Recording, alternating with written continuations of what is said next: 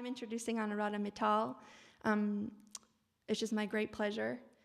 She is the director of the Oakland Institute and a longtime hero of mine, helping us to take the widest view and the economic context with which we are contending in our desire for an equitable food system. You ready?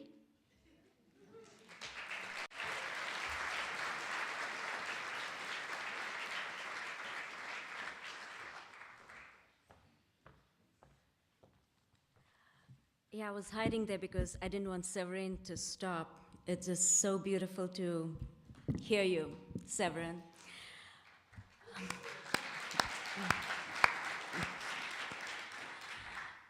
Before I start, I did want to give a big shout out to Agrarian Trust, to people like Sam and Kristen and Severin herself. For somebody who after doing work in food and agriculture for over 2 decades, you tend to get jaded, you tend to get, lose hope at times.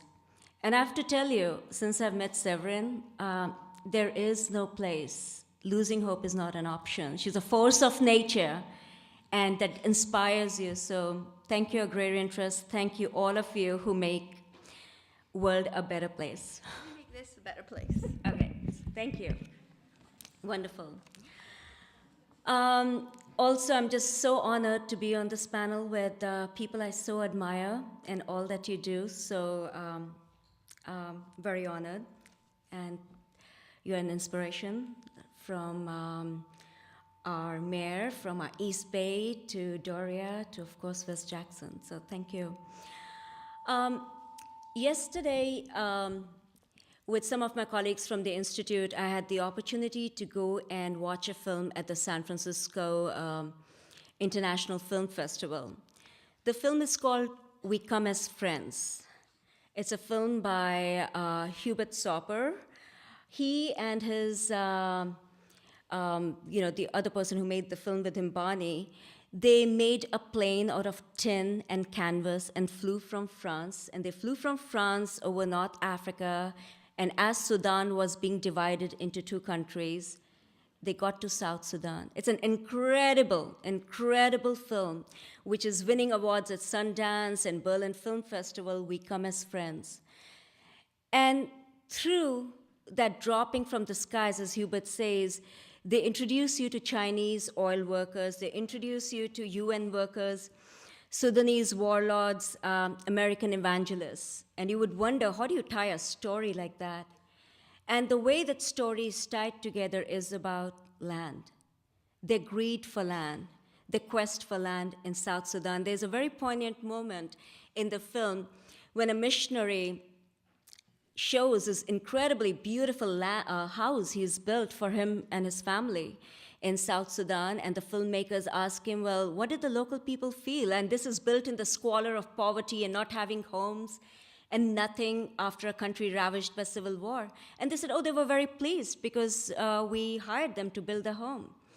And then they said there were some people who were upset when they put up a fence because they came and said, what do you mean by that fence? Where are animals going to graze? And they turned around and said, well, they'll just graze outside of the fence. I'm quite sure wherever this missionary was coming from, Texas or wherever, there's no way you can just go and put a fence in somebody's land and say, well, you're going to stay out of it. But things that we do overseas is quite amazing. It's also a very apt title, We Come as Friends. I say this because at the Institute, we've been looking at the issue of land and land rights and a trend that has come to be known as land grabs. In many African countries, in Papua New Guinea, in Latin American countries. And what we have found that the whole discourse around these new people who would not know how to spell agriculture, who are descending on land, they use these euphemisms. I mean, they talk about food security, they talk about dealing with climate change, they talk about livelihood creation, they come as friends. In Sierra Leone, we were told that you would ask people, why did you sign away your land to this foreign investor? And they said, given the history of the Civil War, when the white man comes and talks about ending poverty, we think they're an NGO, and we sign where they tell us to. It is an incredible, I mean, given the work that we have done from South Sudan to Mozambique, it sounds like we have gone back into time when the language is one of bringing civilization, or as we saw in the film yesterday, bringing old tennis socks or old clothes from different places, and in exchange you give them, as Desmond Tutu said, in one hand they had the Bible, and they gave us the Bible, and with the other hand they took away the land. And it's a story that's being repeated. So in 2007 at the Institute, when the financial crisis was basically, the entire world was reeling from the financial crisis, you also had the high food price crisis. We saw a trend of foreign investors moving into land. And as I said, it came with the talk of creating jobs and increasing food production. There was talk of Africa cannot just feed herself, but the rest of the world.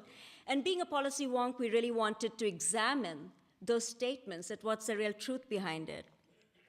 So very naively, we thought we would kind of go to a couple of countries. We chose Africa because it's such a poster child for every development paradigm. We'll go to the capitals, meet with agricultural ministers, their land commissioners, and find out what's really happening. And as I said before, the idea was very naive, and we embarked on a journey that we're still on. So what I'll do is quickly share some of our quick findings with you. First of all, for this audience at least, the issue of land is not new. At the same time, we do know about the plantations, big corporate plantations, Chiquita, Del Monte, banana republics. We have known about all of that, so it's not a new trend. But what we realized was that the rate at which it is happening, this leasing, this takeover of land by foreign investors, is incredibly alarming. Just in 2009, we estimated that nearly 59 million hectares of land was leased by foreign investors in developing countries, 75% of that being in Africa. The other quick finding was that there is no transparency. There are no contracts. Most of the impacted communities, who tend to be agro-pastoralists, who tend to be smallholder farmers, they find out that their lands have been taken away when the bulldozers move in and start destroying their fields, their homes. So there is no free, prior, informed consent. There is no consultation. This development paradigm, which comes from the top, destroys livelihoods in smallholder farmers, is happening at this fast pace. And if you were to go to the capital and ask to see what land deals have been negotiated, there's no way of finding out. The way we started learning was when we started scouring the countryside, when we started meeting people and hearing stories that were not available in the capitals. Another quick finding, a lot of talk when it comes to lands being taken over, especially in developing countries. Everyone is there. We know about the Chinese investors. We know about the investors from India and Ethiopia and Kenya. We know about the Malaysians in Papua New Guinea. But what was most shocking very soon for us was institutional investors. These boutique private equity funds, hedge funds, pension funds, university endowments that you would not think would be investing in agriculture were actually getting involved in land deals in other countries. Just to give you a quick examples, in South Sudan, we found a US former ambassador for refugee affairs being able to lease 600,000 hectares of land with the possibility to go up to 1 million hectares for only $25,000. This gentleman could actually cut down all the teak forest. He could grow what he wanted, agrofuels. He could even go look for gold, diamond, gas, and more important, he could sublease it when he found it to a third party. The only problem was the people in Mokaya Payam did not know that the land had been given away. He struck this deal with some political elites who signed on behalf of the community. In Tanzania, we had a Republican kingmaker from Iowa, Bruce Rastetter of Agrisol, who used to own the third largest ethanol plant in this country. He managed to get the largest land deal in Tanzania, 800,000 acres of land, for which he was going to pay less than 40 cents per hectare. We heard from Severin prices of land. So they go to Tanzania, and they say nobody lives there. Our work revealed that over 160,000 people lived in just one of the places where he was planning to set up a genetically engineered corn plantation. I should say, I was about to say farm because it's not a farm, to be able to convert for exports for ethanol. In Cameroon, the second largest rainforest of the world, was about to be cut down by a New York-based investment firm, Heracles, that we were able to expose earlier. So I could go on with these stories. So just in terms of who is involved in land grabs, you would be shocked. It might very well be your own pension fund. It might very well be, if you went to a university like Harvard or Vanderbilt, it might be a university endowment that might be responsible for smallholders farmers being displaced today. And you can thank the African children for the scholarship that you might get because the endowment is doing well. They talk about livelihood creation. Just really quickly to say, even FAO, Food and Agriculture Organization, says that 5 acres of arable land in Africa are enough to sustain a family. Now, if you're conservative, conservatively, you would think that would be at least 5 people. So you can imagine 100,000 hectares of land, or acres of land, even less, would sustain about 20,000 farmers. And you can do the numbers, at least 100,000 people. But today you find 100,000 hectares of land being taken away to set up a sugarcane plantation or a cotton plantation, which at most would provide, even say 1,000 jobs. These would be menial jobs, seasonal jobs, and you convert smallholder farmers who produce food. 80% of the food that is consumed in the world comes from them. You would destroy their livelihoods, destroy the future of the children, and turn them into plantation workers. This is the livelihood creation. In terms of food security, when they talk about feeding Africa and the rest of the world, just real quick, most of the deals, at the Institute, we have looked at hundreds and hundreds of land deals. Most of the time, no development has happened on the land. They're waiting for the prices to go up so they can flip it around and make money. And then they boast of 400% returns. You had Susan Payne of Emergent Asset Management. We have a video on our website where she says we can be moronic and not grow food and make money. The way these morons make money is by speculating on the land, not by growing food.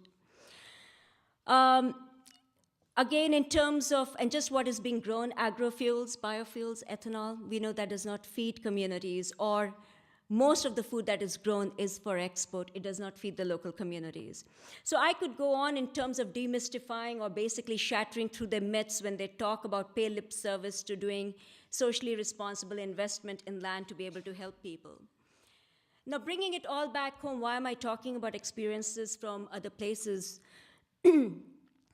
When I met with Severine, she was very excited about the work we were doing all around the world, and she put up a challenge, which was like, why aren't you looking at what is happening in the United States?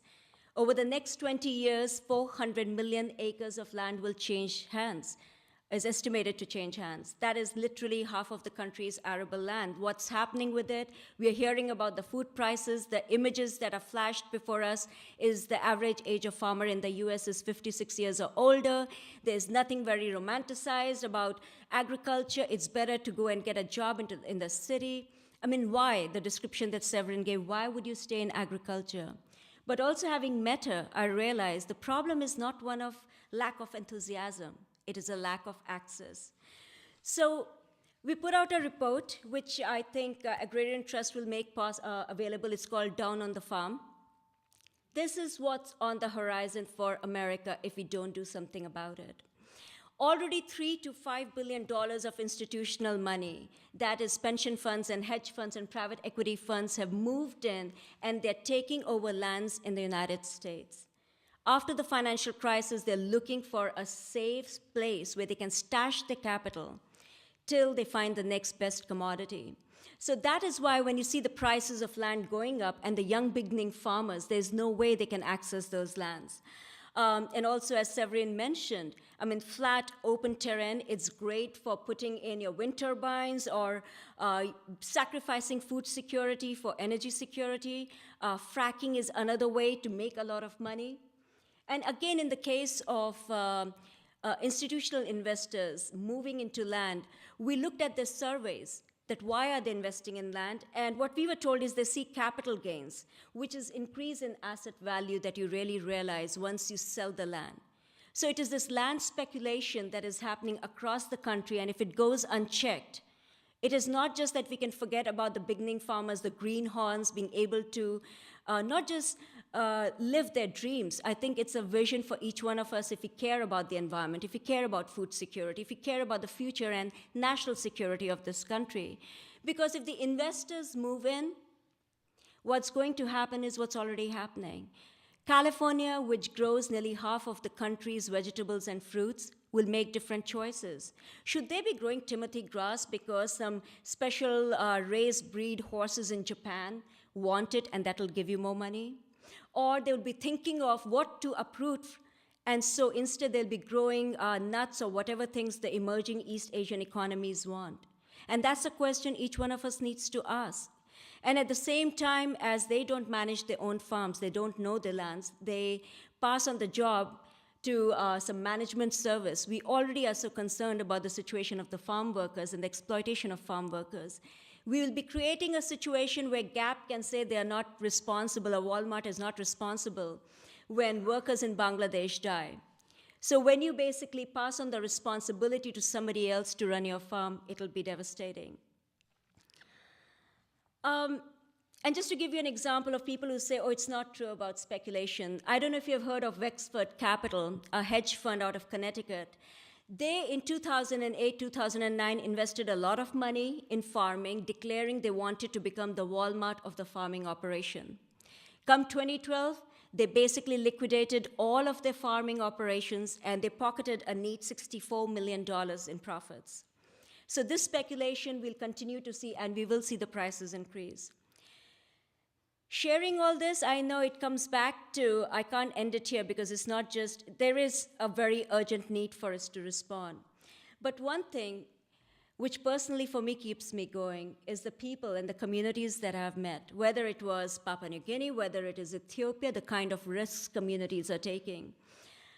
In Ethiopia, 1.5 million people are being forcibly displaced. They are predominantly indigenous communities, agro-pastoralists, who are being driven away from their lands that they have used for generations, so that large plantations of sugarcane and cotton can be set up, whether it's in Gambela or Lower Omo.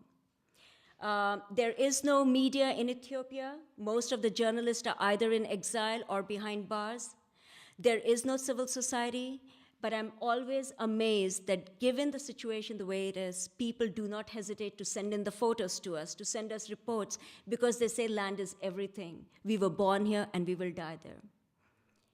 Sierra Leone, the same story. Our colleagues at Green Scenery have been arrested just because they went up against a big French investor saying that these are communal lands and they were not signed by the communities. In Papua New Guinea, I've met people who continue to fight.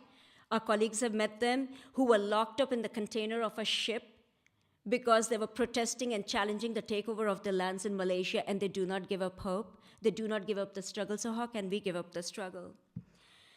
There are also some great stories. Like I mentioned in Tanzania, this gentleman from Agrisol, from Iowa, who was going around telling the world that nobody lives on that land and he's going to put it to productive use.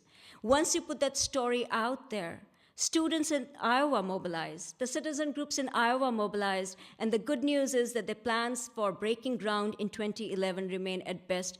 Actually, I won't call it a dream. It's turned into a nightmare for Agrisol. The people are still there on the lands. In South Sudan, once the people learned that this US former ambassador of refugee affairs is going to take over their lands, I was there in August 2011 when they had marched from Mukayapayam to meet with the president, and the president canceled the deal. Howard Eugene Douglas from Texas was put on the plane back to Texas, otherwise he would have been lynched. In Papua New Guinea, communities have organized. The politicians are now saying that a lot of wrong land leases that have taken place, they would be unraveled and done so the communities can have their access again to their lands. And the thing that despite all the human rights abuses that are happening around the world, what communities have that we don't have here is customary land rights. In Papua New Guinea, nearly 98% of the land is under customary land rights. In Zambia, 94% of the land is commons, belongs to the communities. In Ethiopia, yes, there's a problem because, you have the government that owns all the land, but people have been on the land for generations. It's a way of life. And they are willing to put up a great fight because those are the commons. So the challenge is here, what are we going to do given we don't have customary land rights? where you need to have access to land as a smallholder, either through leasing or either somehow being able to purchase. We will have to work in the United States for the larger policy changes. And thank God, there are amazing stuff that is happening. You know, the work, Susan, that you have done around the commons, to Agrarian Trust, which is providing a home to the beginning farmers, doing workshops, how do you do contractual leases, to how do you, find alternative financing.